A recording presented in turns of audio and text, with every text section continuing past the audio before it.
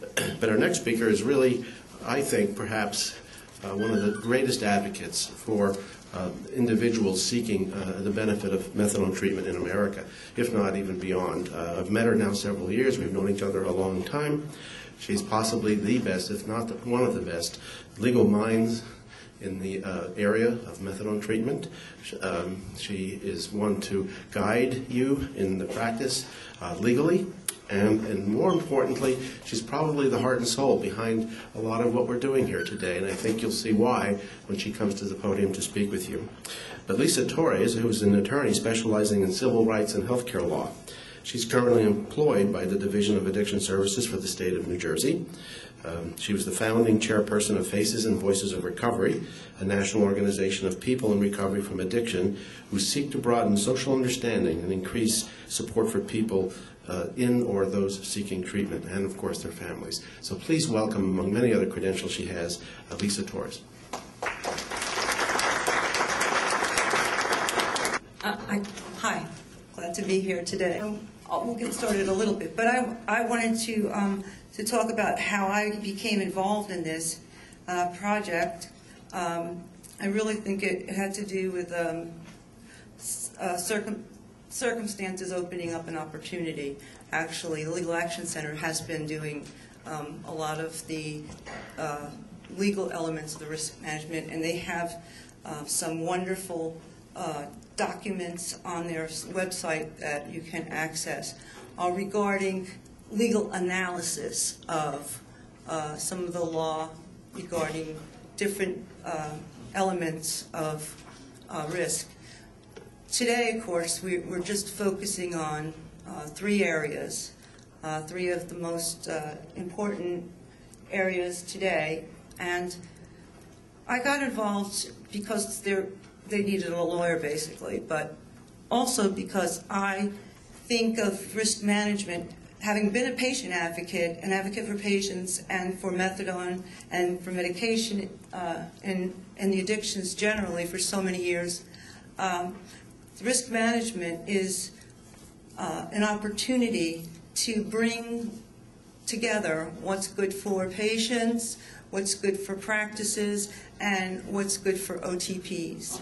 And especially recently in the last few years when there's been some really ugly campaigning against methadone, that's just devastated me personally as an advocate who feels that we've for many years have made such progress with people understanding that this is a legitimate medication for a legitimate brain disease. So I'm back here to help defend methadone.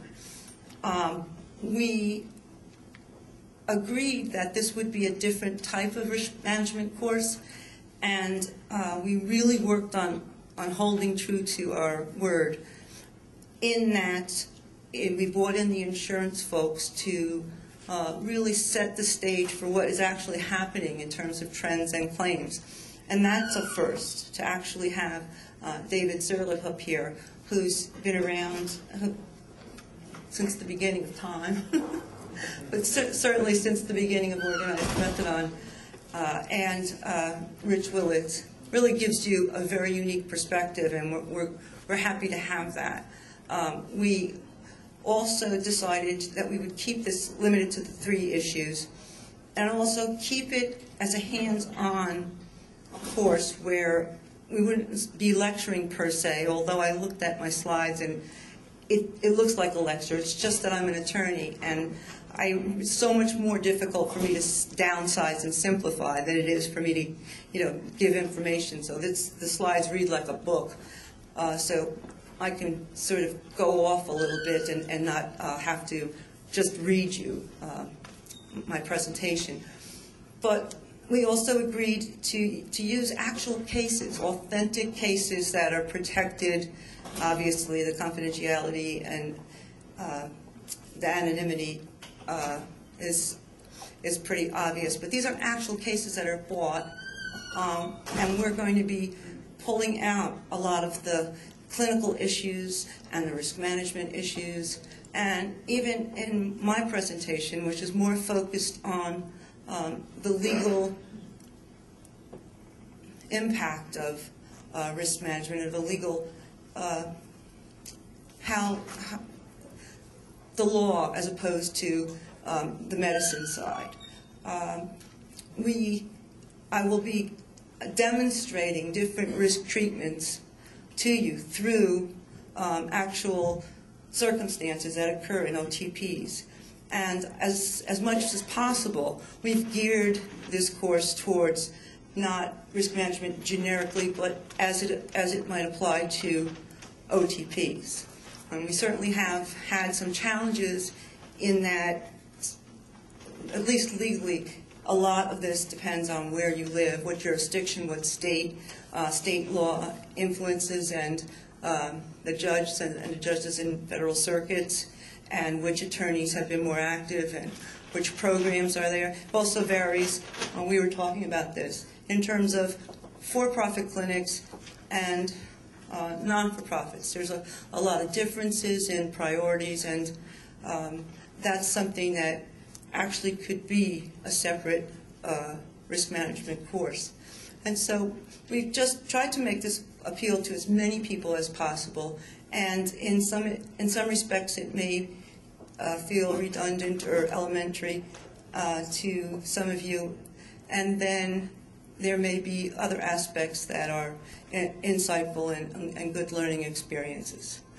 But I just hope through my presentation to orient you towards risk management as a process that pays off, and it pays off big time, and trying to get you to see how you can take some principles and some strategies and really change your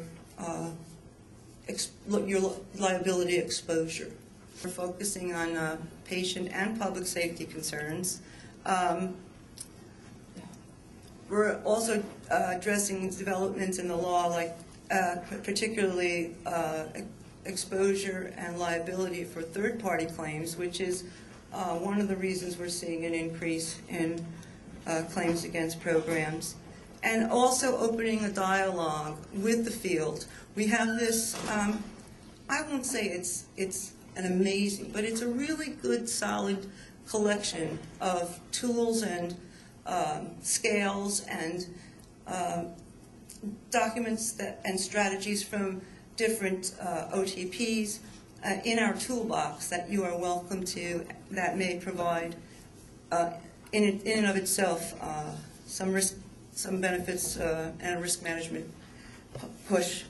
We also had wanted to open a dialogue, meaning that you may have developed some risk management strategies that would be invaluable to another program. And so we urge you to please to access the website and do read some of the risk management strategies that are in there, and do add your own and sort of give and take what you need, and hopefully that will grow, because you know there are very creative and unique strategies that have been developed over the time regarding how to manage the risks associated with take-home medications and impaired patients, even how to determine whether a patient is impaired. It's so important, and I can't stress this enough, that you can have all the best care in the world, but if you don't document it, it's not always self-evident. And so documentation, while it is boring, it is really important. So what we're not doing is lecturing, and if at any point you hear me sound like I'm lecturing, hopefully I'll see it in your eyes. Shame on me, and let me know. And this is the disclaimer.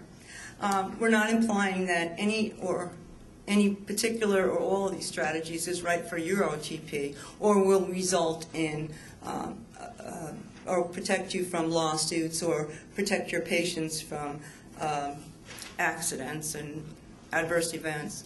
And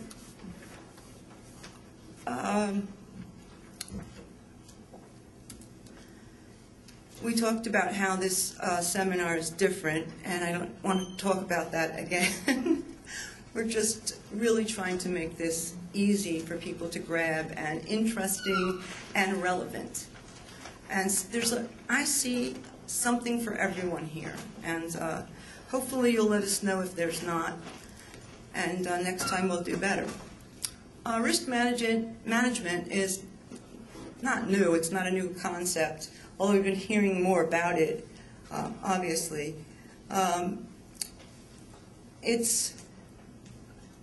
Well, as David mentioned, you practiced it every day unconsciously. But ideally, integrating risk management is a process, or a fluid process, where you have your own administrative sort of format for how you're going to deal with risk management, or what maybe you're only going to deal with a few risks, or what your financial limit is, or whatever. And then there are different stages that you would go through. Most people just limit it to the risk analysis stage. But to identify risks is a separate stage in and of itself. I like to say that the risk management, after the analysis and the treatment plan, you're looking for what practice or what policy or what strategy or what change or what non-action is going to give you your biggest bang for the buck. And this is my cycle. I sort of borrow different theories from different places in terms of an OTP, where you define the scope first, and then you identify the risks, and you analyze and evaluate them, and then you come up with a treatment that's the right fit for your OTP. Then you would develop a plan of action and get buy-in from everyone in your OTP. Usually you would want the whole OTP, including patients, to buy in and implement it.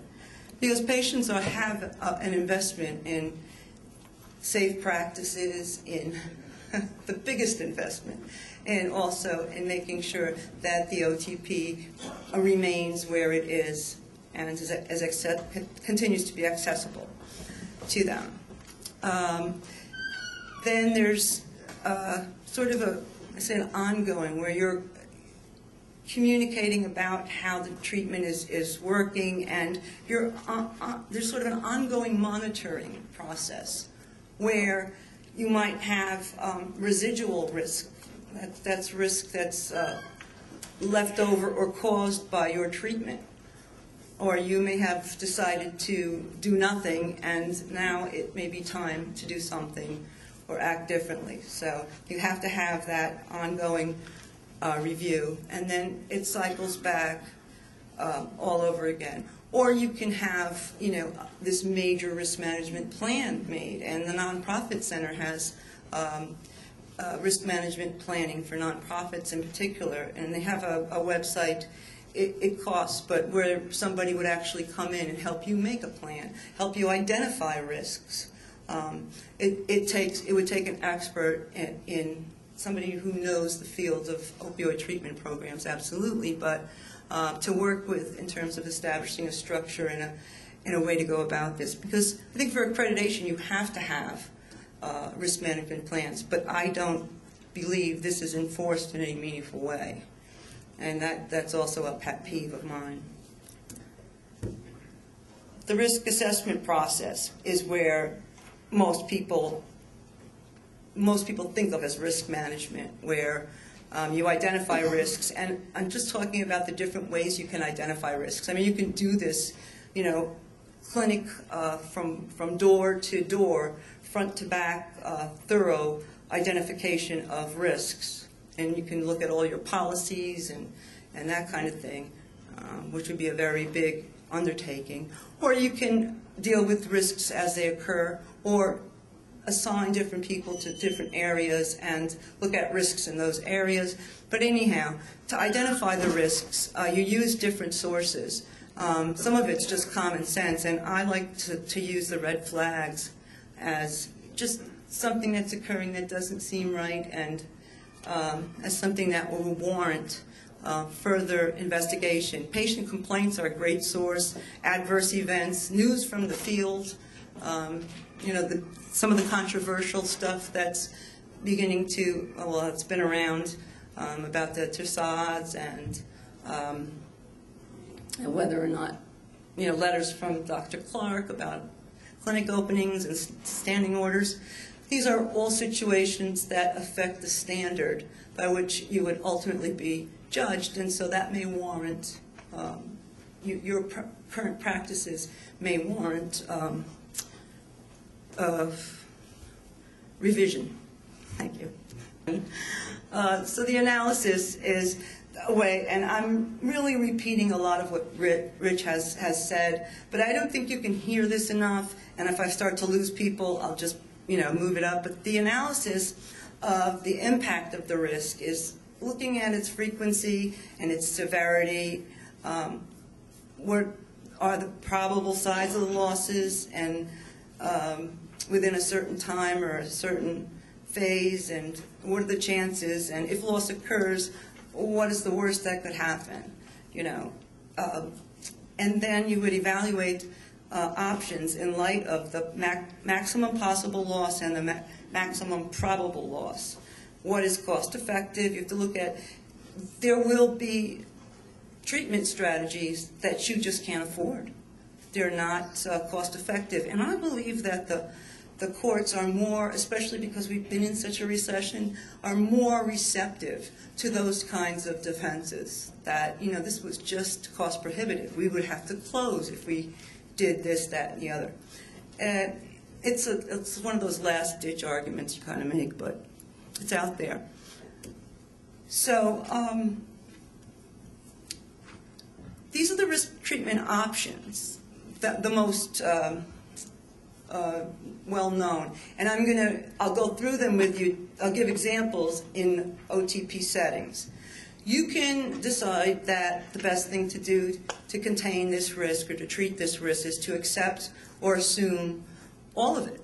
You just can say, what do I use, the QTC torsades risk, that the risk of that happening to your patient population and any new patients is so minuscule compared to the cost of giving all new admittees and probably your whole patient regular ECGs, that you're willing to assume that risk. Or you may assume some of that risk by screening for those patients that are at a higher risk by asking questions and their medical histories and or dose or whatever. You may agree to accept some of it, not all of it. You can agree. You can treat risk by avoiding it through abandonment or elimination of the source of what practice it is. Patients, recently, I just popped this in here because it was an actual claim that I had. I'm a patient advocate consumer advocate in New Jersey, and I've become known for my advocacy on behalf of opioid treatment and methadone specifically, because the discrimination is just the worst there. And so recently there was an issue where actually a program called me. No, it was a patient. Patient requested that the dosing nurses hold and dispense his prescription medicine for blood pressure because he was having a hard time storing it and taking it every day. He was spaghetting it, and it wasn't, it was costing him in terms of the efficacy, the full benefits of the medicine. And the nurses really wanted to do this for this man because it wasn't that much of a big deal in terms of, actual time and effort. But in terms of risks, it's just too costly to permit that practice to continue. And there are other ways of dealing with it. It really is a counseling issue, and also, unfortunately, sort of an issue that would warrant against take-home, because he's not really responsible with his medication yet. Okay, dosing window. And to deal with the obvious risks associated with violent patients would be, I don't believe I have this in here, anger management, investigate ways that the OTP can maybe investigate the ways the OTP may be contributing to setting patients off. Are the lines too long? Are certain patients coming at certain times that are, you know, from two different groups that may be, you know, so brainstorm on strategies to reduce the stress, and like shorter lines, maybe put in a television, or adopt and promote policies about violence and threats, and you can have this patient's consent to these sorts of policies, to abide by them as a condition of admission. This is a policy in our OTP. We do not tolerate violence of any sort, and you're not even given a second chance. It's one strike and you're out, or just devise a policy that's consistent with your values and your objectives. Another one is the risk transfer, where you actually outsource the risk to capable third parties, and this usually happens in the context of insurance companies. But one of my sort of causes is that it can also happen, and at first you may say, you know, how can she be a patient advocate and say this?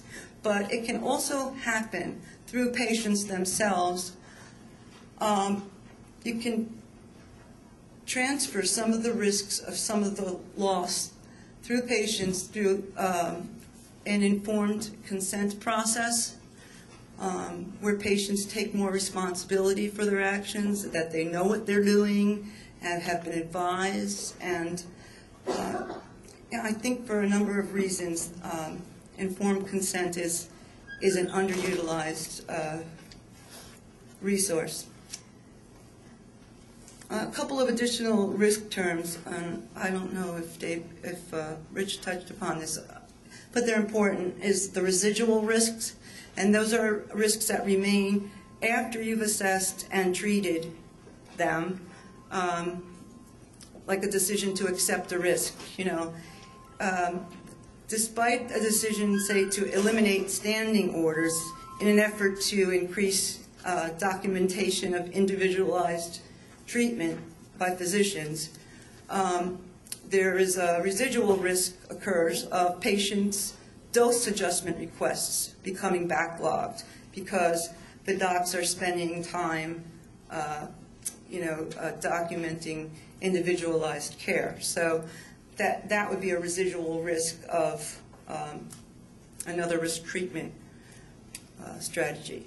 So it needs to be addressed, and the risks associated with it, with limited physicians' time and what are priorities. And the contingency plans are steps to take to reduce the impact should a risk materialize. And I'm not going to, I use the example of, say you have a patient death and the family calls. Rich said, shared this with you previously, so I won't go through the actual facts, but it is true, it's very frustrating. The confidentiality laws can be very frustrating to family and other significant others. And I just wanted to bring your attention to the toolkit, to a program called Sorry Works, which actually gives you, I think it is according to your jurisdiction and whether or not they're reporting apology laws or what the state law is. SorryWorks will give you, according to what your issues are, a plan that guarantees you won't be conceding liability. You will just be communicating a humane response and caring, and where you can give information. Another way to do this, and this is kind of morbid, but would be to have an advance waiver, or you can have ongoing waivers that it would so that patients waive their confidentiality rights regarding certain family members for certain purposes and certain times. Waivers are referred to as liability shields by many lawyers, but we have very specific confidentiality laws. So the ideal response is the risk treatment plan, and there's actually a plan, there's buy-in, and then the ongoing monitoring, as I mentioned. Listen to this. This is the ideal standard of care. As we talk about, best practices and good clinical practices being a shield against liability. And I'm here to tell you that's not necessarily true. Some of the best physicians in the field are sued the most. It's almost like a badge of honor now. Not to be sued is suspicious, but it really isn't. And documentation is almost more important than how individualized the treatment, the care is. But here's an OTP ideal standard of care, that's been borrowed from a prior CSAT workshop on risk management. From the time of admission, each patient would receive ongoing, documented, individualized clinical care by competent staff acting within their appropriate scope of practice, and I would add appropriately credentialed, using good clinical judgment in accordance with OTP clinical practice standards and incorporating best evidence-based practices. And that's a mouthful. That's a high standard. And what I had hoped to do, what I hoped to bring to this course was that although David said this and we raised this, and I think this is a wonderfully put issue, risk management is incredibly important. It's a win-win for everyone. And it doesn't have one size fits all. It's very individualized to your resources, your objectives, and that you can't, you ought not to. Trump best practices or good practices. Risk management ought not to come at the expense of best practices. So that's important, but it's also important to know that if you cannot meet the ideal standard of care, it doesn't mean that you're necessarily going to be, your patients are, going to be hurt and you're going to be sued, and it just means that you have to work on it.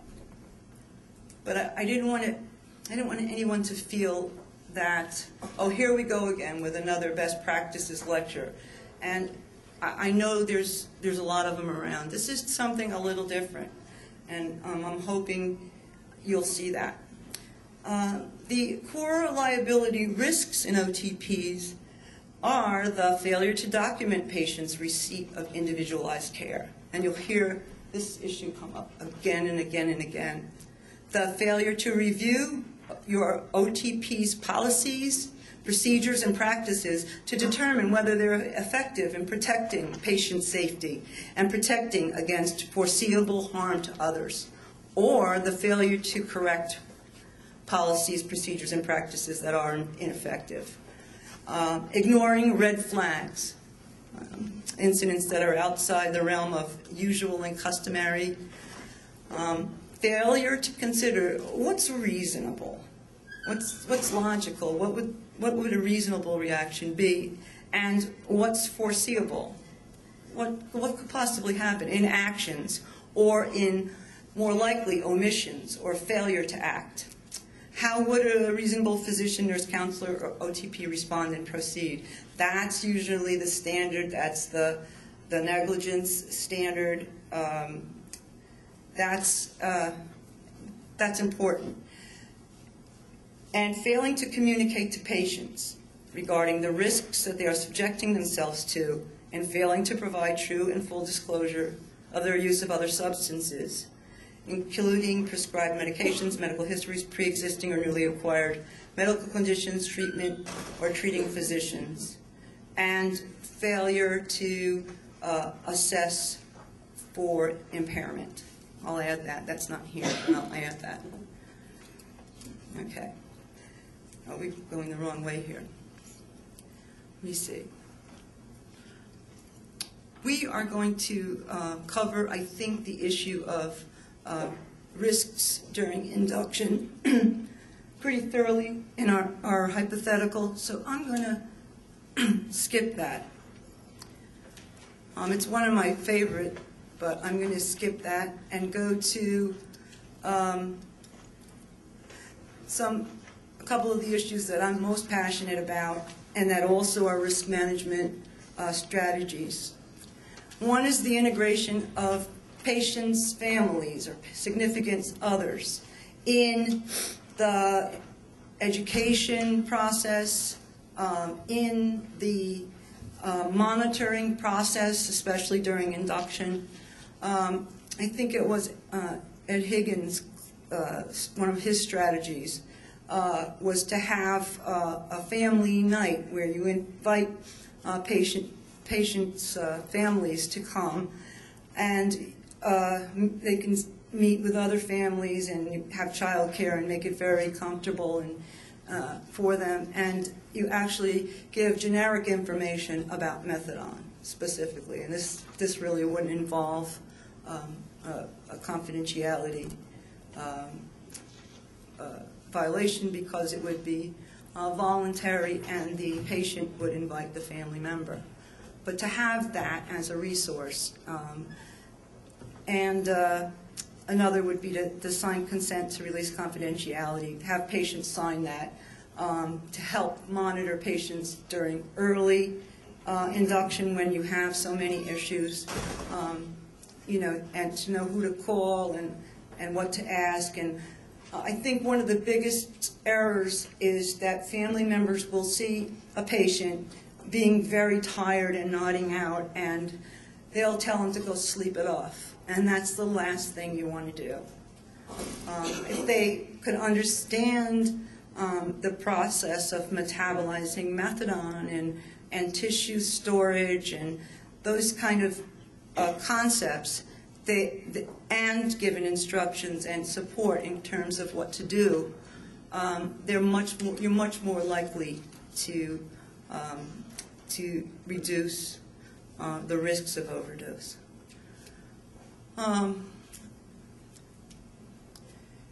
The informed consent to treatment, I'm going to talk about this, and then some of the other issues are raised, and I'll just be more vocal during the questioning answer period. And you're certainly welcome to contact me and ask any questions that you may have regarding the areas we didn't cover also. It's informed consent to treatment is required as a condition of treatment under the federal regulation 42 CFR Part 8. The medical director is actually responsible for obtaining a patient's informed consent. I personally have seen the generic informed consent that's in the different tips. I even think tip 43.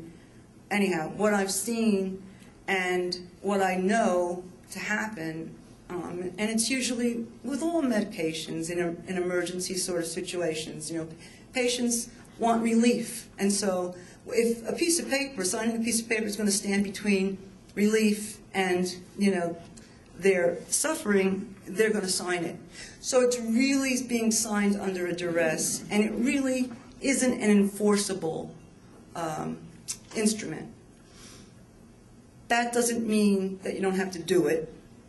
It just means that it isn't evidence of informed consent. And this should really be followed up when a patient isn't under duress, not necessarily in early treatment when they can still be unstable. You would definitely establish a competency and then re-informed about the risks and all the information they would need to know to continue to stay in treatment. Oh, I have to back up a minute.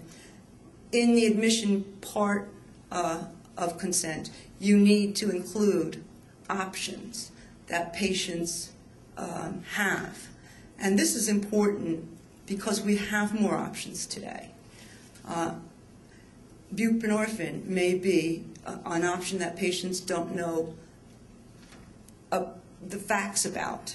And so this has to happen, obviously, or should happen before they begin to become built up on methadone. So I would definitely have that included in that first informed consent. It's a process. It has to be voluntary, as I said. It's not, signature on an informed consent is not a substitute for that process. And this is in line with the whole medical literacy movement of educating consumers about their diseases, in particular chronic diseases, and to be able to appreciate the benefits that methadone treatment offers those with opioid addiction. That it's not a philosophy, that it's based in science and the nature and purpose of it. This information, because personally this happened to me, where I had an opiate addiction problem for many years, and I was in and out of methadone treatment, and it wasn't until I was sort of shamed into what's the source of my knowledge and understanding of that methadone, impacts your ability, your mental abilities, because I thought, oh, I'll never go back to law school until I, get off this stuff. And it was like a scapegoat for everything. So once I began to read about it and learn about it, my attitude towards it changed a lot. The way I was dosed changed a lot. And I was able to maximize the benefits of methadone maintenance and have a life. But it was a process. It didn't happen like boom or eureka. It was, And so I would imagine that the process of informing patients who may for years have developed different myths and misunderstandings about this medication is a process that may have to occur over time. I think most importantly, though, the dangers of methadone during the induction period and that impairment, until you're stabilized, impairment is an issue and you ought not to be driving. And as I said, the alternatives. It's also an underutilized risk management tool in that the role of patients is changed with information. We are assuming that these patients are competent. So one of the things this will do, it should, if you have a phased informed consent process, it should really bring to the attention the patients that are not competent of making informed decisions, the folks with some co-occurring mental disorders, because if they're not capable of assessing the risks to benefits, then they can't possibly consent to treatment in the different stages. But otherwise, it's very paternalistic to assume that methadone patients who are stabilized and aren't using other substances shouldn't assume responsibility for their actions and aren't capable of making decisions and being held responsible for them. I think although it may sound like this is a cruel thing to do, this is actually a dignified thing to do, assuming you're giving patients the information they need to know to make good decisions. Patients will buy in to the fact that they're consenting, that there's meaning to this, and there's risks involved here. And if you assume this risk, these are going to be the consequences. So, okay, so I believe strongly that multiple consent forms staggered throughout methadone treatment and recovery to verify the continuous ongoing consent to new phases and new information is actually offers multi-benefits, one of them being a risk management, but also because it's the right thing to do. And it's a process that will improve rapport with patients. Impairment, the impaired patient obviously presents a severe risk exposure. And there are many consequences of mixing other medications with methadone, and OTPs need to familiarize themselves with the state-of-the-art sources and be able to access information about this. And the standard is the standard to third parties is in a negligence context. There's a duty to take reasonable action when it is foreseeable that third parties may be injured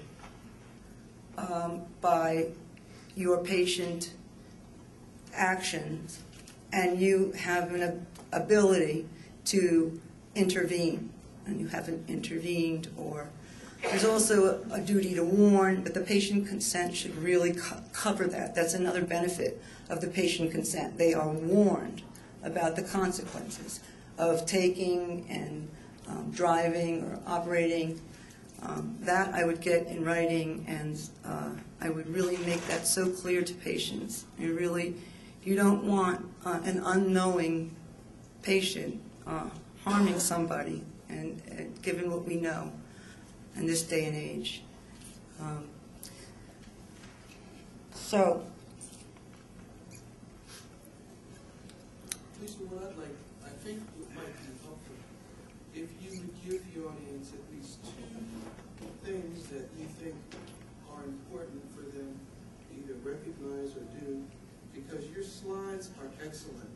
They read like a primer, and you can take this home and read this at your leisure and learn a lot from the information that she had on the slide that she obviously didn't have enough time to deliver. So, in closing, I would just say the take-home, or not take-home, the take-away, you don't have to apologize. The takeaway points are, and let's talk about children, because we have time with the next case in the afternoon to go into a lot and in a lot of detail of the issues that are in your slides and what you're delivering to the audience. So, all right. The three sources of third-party liability that I've identified are impaired patient driving, or taking actions that may hurt someone, a dangerous patient or patient known to be dangerous or violent or in a rage, hurting someone where it's foreseeable that they're more likely to be hurt than not, and take-away medication, the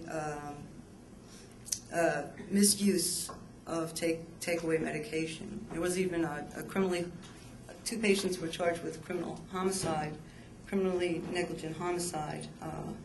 I forgot, I think it's in Florida, for selling medication, methadone, take-home, that resulted in someone's death. other states too. Yeah. although it really is a particular state law phenomenon, whether or not your courts are allowing third parties to sue OTPs, it's very factual. It really depends on how horrendous the facts are. You can't ignore if a patient is tripping over themselves in line or falling asleep at the window. You absolutely cannot medicate that person. If you suspect impairment, you have a duty to make a reasonable inquiry about who's likely to be impaired or who's impaired, whether or not someone's impaired. If you have somebody whose UAs are consistently coming back positive for benzos, you just want to keep an eye on that person to see whether or not there are any signs and symptoms that would warrant further action. When impairment, and we have in our toolkit, somebody was kind enough to share with us an impairment sort of checklist. That's not the final word. There are also DRE, the equivalent of alcohol driving elements that there's a website for. And just from experience, the important thing is that we don't ignore it, and when we suspect it, we take reasonable action to either inquire further, we err on the side of caution, we don't medicate, and you can have a patient, this can be your policy, and I think it's a good idea to have a no toleration for impairment policy that patients agree to as a condition, where they will agree if impairment is suspected, they will agree to wait to be medicated and to a list of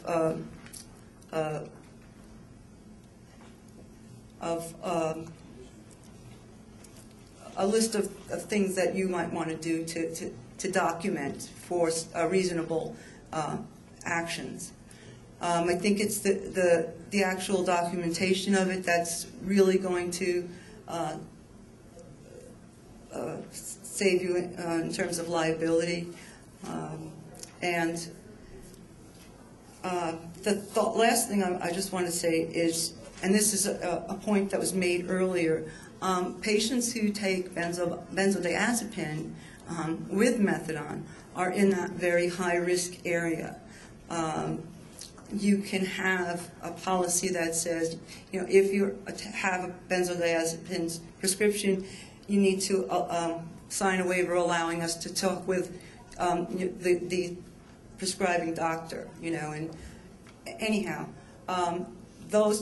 one of the things that you're seeing clinics do, and this is what we were talking about, is refusing to accept patients who are taking benzodiazepine without regard to whether or not it's a legitimate script or whether they're compliant with treatment or whether or not there's any impairment or any of those decisions. And that breaks my heart, because that's not the point of this. The point of this is to be diligent and to do the reasonable thing to prevent others. I always think to myself, would I want to be out on the road with somebody like this, at some point, we need to own up to that and document the process that we've made, those inquiries, and taken the action that is reasonable to take to prevent harm. That's where I'm going to stop, and again, I apologize for the rush, and we'll see if we can't catch up with the hypos. And thank you, Trudy. Sure.